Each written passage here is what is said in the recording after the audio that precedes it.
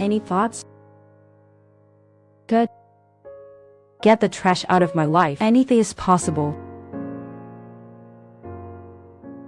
I think I'll choose. Okay.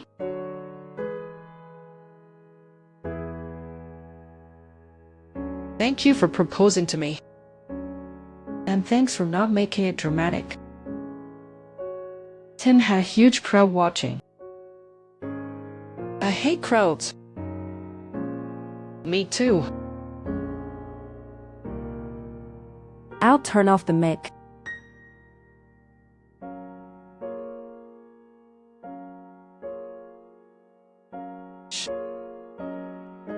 Thanks everyone, sorry, she's a bit tired. But really, thank you. Can you guys leave? Tim finally brought Mary back home. She is really easily nervous, but Tim's mom, with her unique British aloofness, gave her amazing comfort. Wow, you look beautiful. No, I wear heavy makeup. Let me see. Oh, nice. A girl too pretty isn't good. Too much beauty means less humor. Or charm. Want some tea? Do you have any flaws? I mean little imperfections.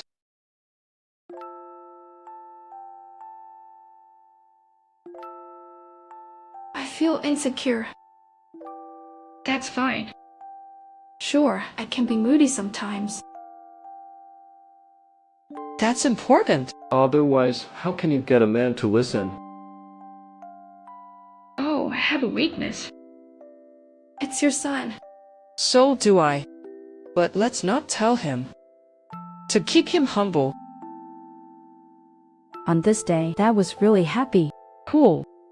I'm too strong without the ball. That usually so calm and funny. Rarely this height. Move fast. The match has started. Right. What an outstanding match! First time at the World Champs.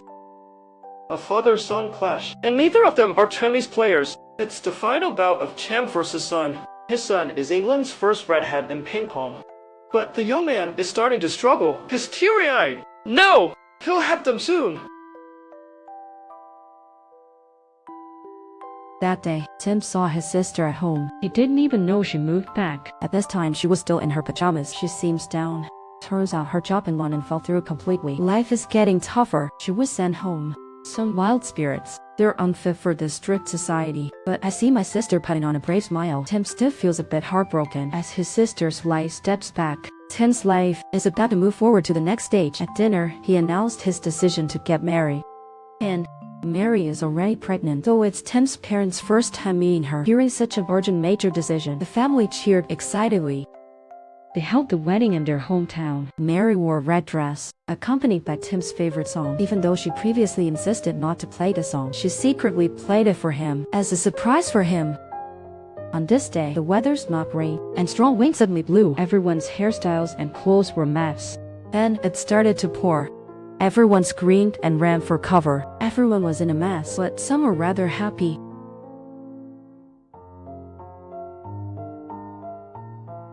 Everyone braved the rain to reach the outdoor gathering. Everyone's formal wear was still mostly dry. Who knew the tarp would collapse from the rain?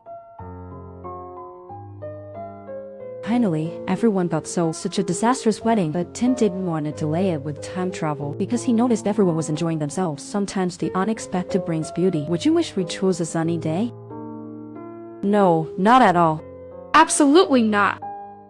However, When Tim chose his best man, who happens to be a colleague giving a speech, he brought a wedding speech guide, but after endless small talk, Tim decided to switch to another best man. The second choice for best man was a sharp-tongued playwright. When Tim asked me to write his best man speech, My immediate response was, how much will you pay me, you cheeky little rascal? I don't write for free.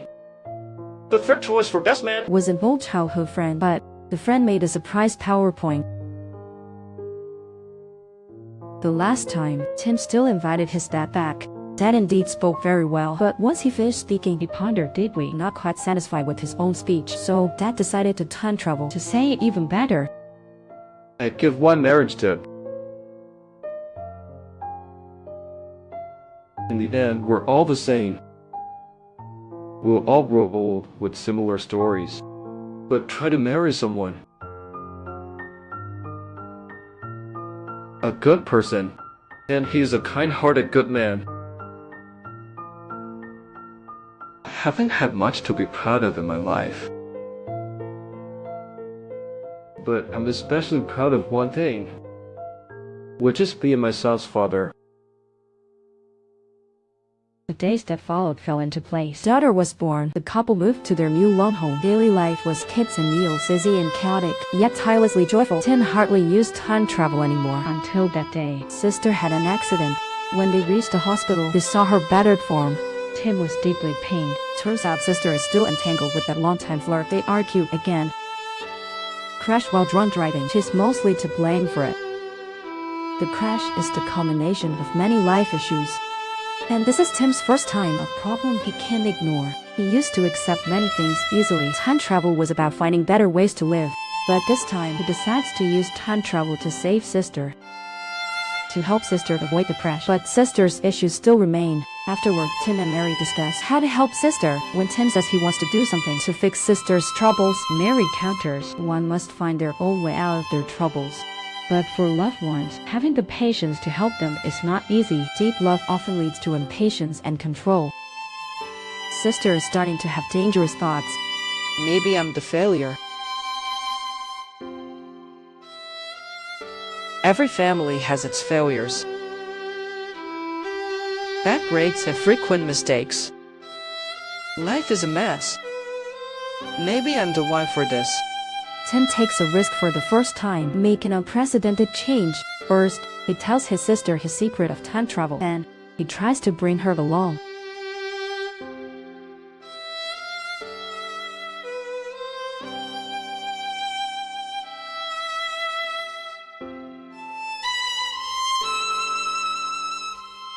Surprisingly, it worked. They returned to before she met that jerk. Tim ensured their paths never crossed. No more overlap. When they returned to the present, the sister suddenly had countless new memories.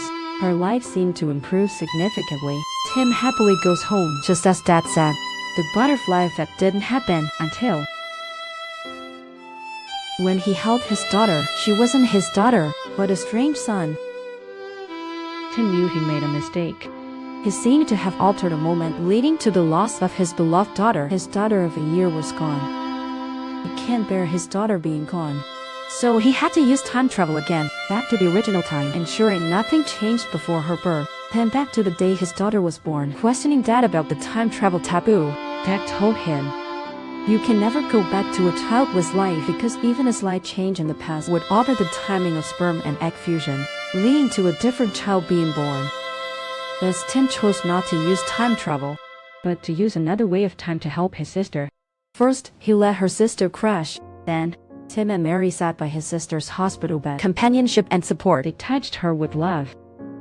The two stayed there every day until days later his sister woke up at last. To let them return to their lives, she had to stand up on her own. She needed to leave unhealthy habits, release bad ties and dreams. She must choose to grow and accept. Only then did Tim and Mary leave. From then on, Tim cared more for his sister than ever and witnessed her journey through trauma and recovery. It was a whole new change. Some time later, Tim and Mary welcomed their second child. After that, life reached a certain inevitable point. Dad was diagnosed with cancer. After learning the news, Tim and Mary went home right away. He stood before Dad. Dad seemed relaxed, calm, and indifferent. As if all was well. He admitted that cancer might stem from his smoking habits, but he couldn't change that now. Because Tim's second child was also born, he didn't want to change things before his granddaughter's birth, so he couldn't turn back time to stop smoking. Dad casually told his son he had just weeks left. And Tim suddenly realized Dad was so calm. Perhaps it wasn't their first conversation like this. Sure enough, Dad admitted he had been through this. The last time they talked, he broke down a little. He hugged his son tightly. Maybe he felt that would cause Tim too much pain, so he chose to restart lighter habits. Tim realized time travel really wouldn't help. The pace of life must still be endured. But on this day, Dad suddenly wanted to tell his son a major time travel secret. "Do you want me to tell you this big secret?"